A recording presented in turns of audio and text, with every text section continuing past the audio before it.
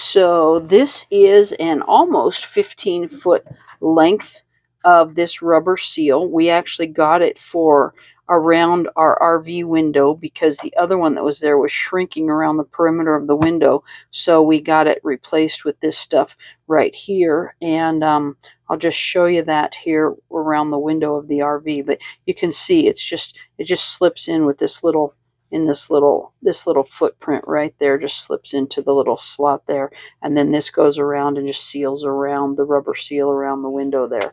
But I'll just show you on the window itself where we cut a piece off of this and put it in there. I'll show you. It's kind of windy out here, but around this window here on the left hand panel, it was shrinking up around the window, and there was a gap up there at the top about, probably a ½ inch or so, and then a little bit of one down here on this bottom edge here too. Look right there. There's a little bit of a gap there, so we just got that piece of rubber and replaced around the perimeter of that half of the window there. So now we don't have a gap and we don't have any water intrusion. Yay!